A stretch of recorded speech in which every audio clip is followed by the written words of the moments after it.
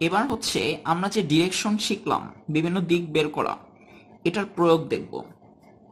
ওকে, এটা হচ্ছে আমাদের অঙ্কের ক্ষেত্রে খুবই কাজে লাগবে, খুবই কাজে লাগবে। সো এটা হচ্ছে আমরা জাস্ট এখন অঙ্ক করব না, এখন জাস্ট অঙ্কের প্রয়োগটা দেখব যে কোথায় আমার জানতে হবে যে এটা হচ্ছে ভেতরের দিকে যাচ্ছে নাকি বাহিরের দিকে যাচ্ছে। ওকে, সো খেয়াল করি, আমি একটা বৃত্তাকার শেপ আঁকলাম। পরীক্ষা এরকম একটা শেপ দেওয়া আছে, লেটস সি এরকম। ওকে, আমাকে বলছে কেন্দ্রে ও বিন্দুতে চৌম্বক ক্ষেত্র কত। আমি ও বিন্দুতে বি দিয়ে দিলাম, বি দিয়ে আমি ডিনোট করলাম চৌম্বক ক্ষেত্র। ও বিন্দুতে বি কত হবে। ওকে, সো আমরা এখন কিছু কিন্তু ফর্মুলা জানি না। ওকে, সো বি এর মানও হচ্ছে আমরা বের করতে পারবো না, সো আমরা এখন বেরও করব না। আমরা জাস্ট এটা জানবো কি এটা কি ডিরেকশনটা কি ভেতরের দিকে নাকি বাইরের দিকে। প্রথম কথা হচ্ছে এটা কি ক্লকওয়াইজ ডিরেকশন নাকি অ্যান্টি ক্লকওয়াইজ। এটা অবশ্যই ক্লকওয়াইজ। ক্লকওয়াইজের ক্ষেত্রে কি হয়, অবশ্যই কি হবে, ক্লকওয়াইজের ক্ষেত্রে কি হবে, অবশ্যই ভেতরের দিকে প্রবেশ করবে। ওকে, দ্যাট মিনস আমরা কিন্তু এটা পড়ছি প্রথমেই। ওকে, তার মানে এটার শেপটা হচ্ছে এরকম, এটা দিয়ে আমরা বুঝাবো এটা ক্রস, অবশ্যই ক্রস। তার মানে কি এটা হচ্ছে ভেতরের দিকে।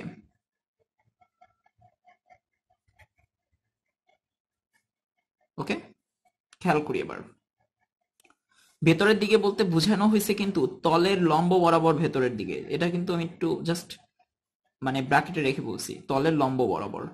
ওকে, এটা মাথায় রাখতে হবে, তলের লম্ব বরাবর ভেতরের দিকে। এটাকে ডাউনওয়ার্ড সাইডও বলা যায়, ডাউনওয়ার্ড। ওকে, এবার খেয়াল করি এই জিনিসটা হচ্ছে আমরা কিভাবে মানে মনে রাখতে পারি। অবশ্যই এটার জন্য শর্টকাট আছে, কিভাবে খেয়াল করি। আমরা যদি তীর চিহ্নগুলো দিতে থাকি, লেটস সে দিতেছি। ওকে, একটা পূর্ণাঙ্গ দিলাম, এই জিনিসটাকে কি আমি বলতে পারি না, এই যে এস, এস বলতে পারি না। এস তো আমরা বুঝি, এস জিনিসটার মাথায় যদি আমি দুইটা তীর চিহ্ন দিই, দিতে পারি না। ওকে, পারি। এটাকে যদি আমি বর্ধিত করে দিই, খেয়াল করি তো, এটা কি বৃত্তাকার বলয় সৃষ্টি করে না, বা উপবৃত্তাকার, যাই হোক আমি এটা বৃত্তাকার চিন্তা করলাম। ওকে, সো এটা কি তীর চিহ্ন যেহেতু এদিকে যাচ্ছে, সাউথ দিয়ে কি হয় সবসময়, ঢুকে, তাই না, সাউথ দিয়ে ঢুকে। আর ঢুকে কোথায়, অবশ্যই ভিতরের দিকে ঢুকতেছে, তাই না, কারণ বাইরের দিকে তো আর ঢুকে না, বাইরের দিকে হচ্ছে বের হয়ে যায় বা প্রবেশ করে, অ্যাকচুয়ালি বের হয়ে যায়, যাই হোক। আর সাউথে কি হয়, ঢুকে বা প্রবেশ করে। ওকে, তার মানে কি এটা হচ্ছে আমার ভেতরের দিকে লম্ব বরাবর। এবার আসি, প্রশ্নটা এরকম, ডিরেকশনটা চেঞ্জ করা। সো এবারও বলছে ও বিন্দুতে বি কত হবে। আমি কিন্তু বি বের করা বলতে আমি এখন জাস্ট ডিরেকশনটাকে ইন্ডিকেট করতেছি। ওকে, এটা কি অবশ্যই অ্যান্টি ক্লকওয়াইজ। যেহেতু আমি ক্লকওয়াইজ পারছি, অ্যান্টি ক্লকওয়াইজে কি বলতে পারি, অবশ্যই তলের লম্ব বরাবর বাইরের দিকে, তাই না। খেয়াল করি তলের লম্ব বরাবর বাইরের দিকে তো বুঝলাম, কিন্তু কথা হচ্ছে এটা আমরা কিভাবে মনে রাখতে পারি। হ্যাঁ, সাউথের অপোজিট এটা মনে রাখতে পারি, বাট এটার মনে রাখার ওয়ে আছে। কি ওয়ে, খেয়াল করি, এটা কি আমরা একটা নর্থ এন লিখতে পারি না। ওকে, পারি।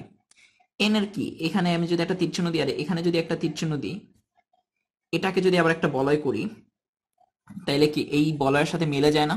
দ্যাট মিনস কি নর্থের সাথে মিলে যাচ্ছে না। নর্থ দিয়ে কি হয়, বের হয় না সবসময়, নর্থ দিয়ে কি হয়, বের হয়। বের হয় কোথায়, অবশ্যই বাইরের দিকে বের হয়। তার মানে আমরা কি বলবো, তলের লম্ব বরাবর বাইরের দিকে। সো এটা যদি এস আর এন এর ব্যাপারটা মনে থাকে, আমার মনে হয় না ক্লকওয়াইজ দিয়ে মনে রাখতে হবে অথবা অ্যান্টি ক্লকওয়াইজ দিয়ে মনে রাখতে হবে। It's very easy. Okay, so let's see, এখন আমরা আরেকটা দেখবো।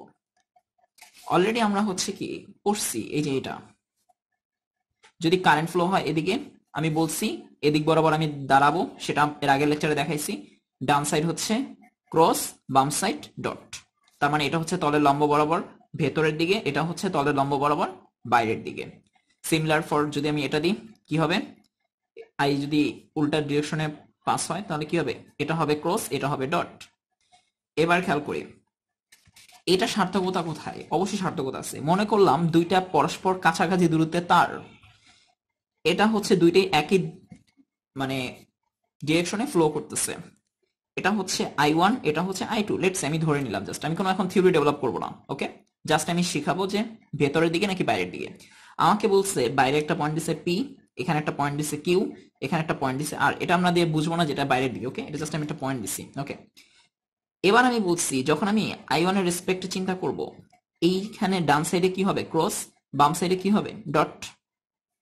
যখন আই টু এর রেসপেক্টে চিন্তা করব তখন কি হবে, বাম সাইডে ডট, ডান সাইডে ক্রস। ওকে, সো আমি যদি কিউ পয়েন্টে বের করতে চাই, কিউ পয়েন্টের জন্য আমার কি হচ্ছে ক্রস আর ডট না। সো ক্রস আর ডট, একটা হচ্ছে ভেতরের দিকে একটা বাইরের দিকে, তার মানে আমরা এখানে কি করব, অবশ্যই বিয়োগ করব। এটা আমরা একটু মাথায় রাখবো, অঙ্ক করার সময় আমরা এটা অবজার্ভ করবো। ওকে, সূত্র এখন জানবো না।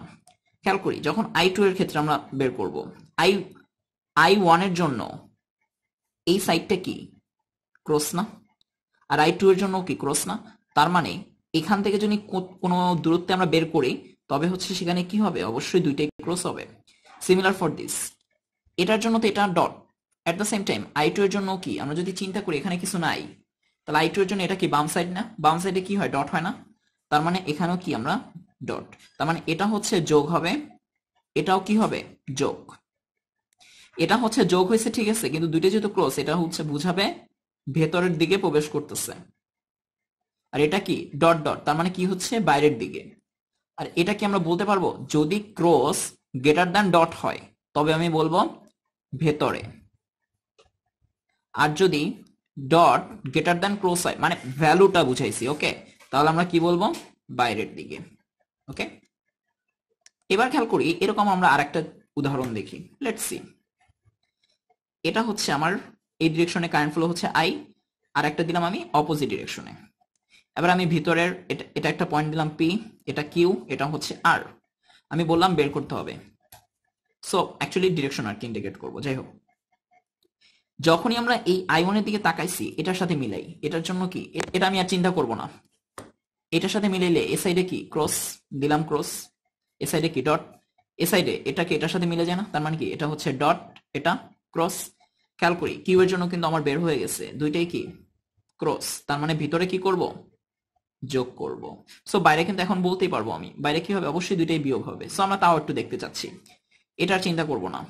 এটার জন্য কি এটা কি ডান সাইড না, ডান সাইডে কি হয় অবশ্যই ক্রস হয়, আর আগে থেকে একটা ডট আছে, সো এটা কি হবে বিয়োগ। সেম ফর দিস, এটার জন্য কি হবে, এই যে এটা মিলে যায়, এটা আমরা চিন্তা করব না। এটা যদি মিলে যায় তখন কি হবে, এটা কি ক্রস না, তার মানে আমরা এখানে একটা ক্রস দিব, তার মানে দুইটা কি হবে যোগ হবে, সরি বিয়োগ হবে। ওকে, সো আমরা কিন্তু এভাবে পারবো। ওকে, লেটস সি, এবার হচ্ছে আমরা দুইটাকে মিক্স করব। দ্যাট মিন্স একটা হচ্ছে আমি বৃত্তাকার বলে রাখলাম, আর একটা হচ্ছে এরকম একটা রাখলাম। এটা খুবই ইম্পর্টেন্ট, ঠিক আছে। এখান থেকে হচ্ছে কারেন্ট ফ্লো হচ্ছে, আর এটা হচ্ছে এই ডিরেকশনে কারেন্ট ফ্লো হচ্ছে। ওকে, খেয়াল করি এটা কার সাথে মিলে যায়, সাউথ নাকি নর্থের সাথে। অবশ্যই আমরা যদি শর্টকাটটা দেখি, এই যে নর্থের সাথে মিলে যাচ্ছে, তাই না।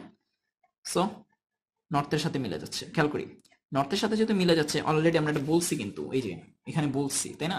সো এটা কি হয় বাইরের দিকে বের হয়। সো এটার জন্য এই যে এই বৃত্তের জন্য আমরা কি পাইছি ডট। এবার আসি এইটা, এটাকে একটা রেখা না, মানে এই যে মানে সরলরেখা বরাবর, অ্যাকচুয়ালি সরলরেখা বরাবর না তো, মানে লম্বা তারের ক্ষেত্রে, যাই হোক।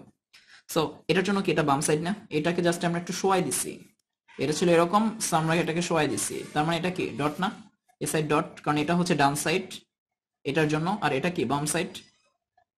সো বাম সাইডের জন্য কি ডট, দুইটা ডট কি হবে অবশ্যই যোগ হবে, এবং এট দ্য সেম টাইম বলে দিবে আমাকে যে এই বৃত্তের কেন্দ্রে মানটা অবশ্যই কি হবে তলের লম্ব বরাবর বাইরের দিকে, কারণ দুইটাই ডট।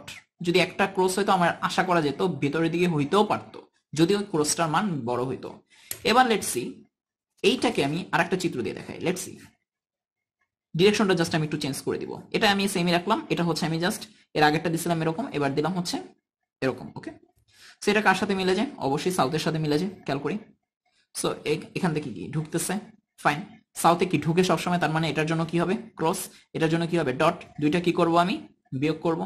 ডট কোনটার জন্য হয়েছে, এই যে এটার জন্য। ওকে, এটা আমরা এখন পারবো। ওকে, সো আমরা কিন্তু হচ্ছে কি এখন কমপ্লেক্স বিভিন্ন ফিগারও কিন্তু সলভ করতে পারবো। ওকে, সো এরপর হচ্ছে নিজেরা ট্রাই করব। আমি হচ্ছে সবগুলো শর্টকাট ওয়েতে করাইছি, বেসিক্যালি হচ্ছে প্রত্যেকটা হচ্ছে কি আমি ফ্লেমিং এর পদ্ধতিতেও কিন্তু পরোক্ষভাবে করাইছি। কিভাবে, কারণ ফার্স্টের লেকচারটা আমি হচ্ছে কি এইগুলা সবগুলো হচ্ছে আমি মোটামুটি ভাবে হচ্ছে একদম র যেগুলা সেগুলো বুঝাই দিছি। ওকে, যেটা না হলে চলবেই না। সো এটা দিয়ে হচ্ছে কি আমরা সব ডেভেলপ করতে পারবো, এফবিআই প্রসেস বলি, বা হচ্ছে ডান হস্তের ল, বা শর্টকাট, বা বাম হস্তের এই যে এফবিআই, যাই হোক এফআইবি। সো এটা আমরা পারবো easily solve. Okay, that's all for today.